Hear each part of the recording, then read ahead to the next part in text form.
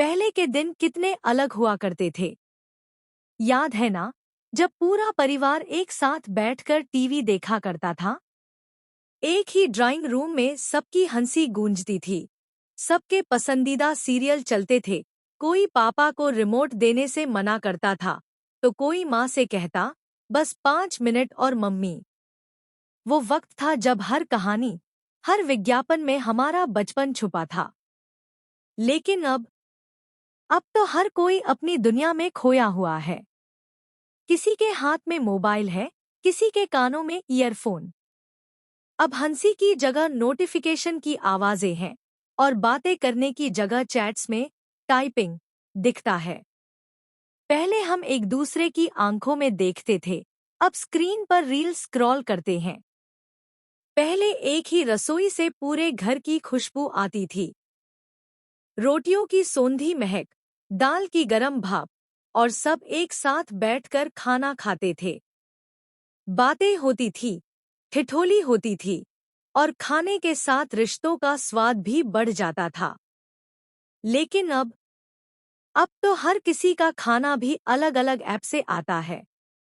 एक को चाइनीज चाहिए, एक को पिज्जा, और किसी को सिर्फ डाइट सलाद।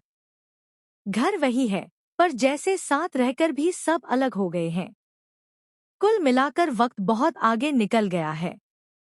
किसी ने धीरे से कहा, शायद यह आवाज तुलसी की थी, जो सोफे पर बैठे बैठे पुराने एल्बम को देख रही थी। उसके चेहरे पर मुस्कान थी, लेकिन आंखों में एक अजीब सी खामोशी।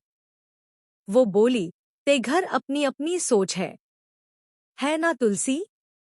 जैसे खुद से ही सवाल किया हो और खुद ही जवाब भी दिया हो। फिर हल्की सी सांस लेते हुए बोली, पर अब वो घर वापस दोगे ना? मेरा मतलब, जो भी उसकी कीमत हो, उसकी वैल्यू के हिसाब से। उसकी आवाज में उम्मीद भी थी और दर्द भी। सामने बैठे शख्स ने ठंडी सांस ली।